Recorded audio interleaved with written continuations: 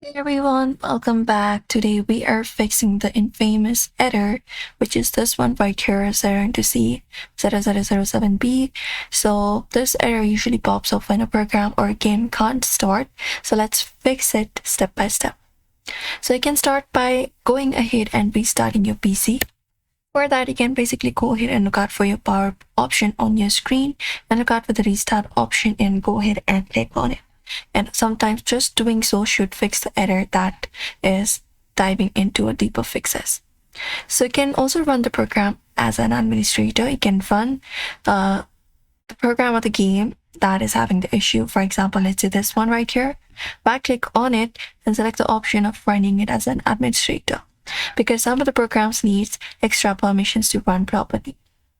Also try reinstalling the Microsoft Visual C++ free distributors. You can go to the official website. For that, just go ahead and go to their official website. Let me just go ahead and show you. So you can just go ahead and type in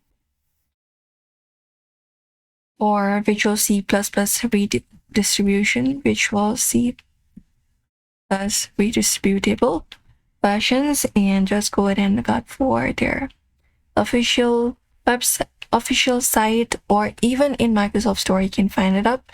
And you can just go ahead and install the latest version of that and look out for the versions and go ahead and install the latest version. You can select the language, click on download, and download it for your Visual Studio.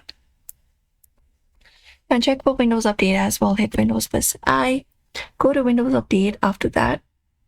And from here, you can look out for the Windows Update, if there are any update available. And after you update your Windows, that should fix the system file issues that are causing the error on your PC.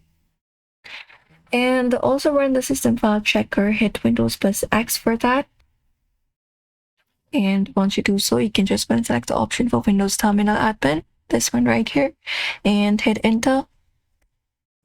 And once you do so, just go ahead and type in sfc/can now and hit enter, and that will appear the corrupted Windows file, and restart your PC again and try running the program again once you complete it up. And that's it. That should probably fix the error. So this video helped. Hit the button and subscribe for more Windows fixes, and drop a comment if you're still having trouble, and thank you for watching.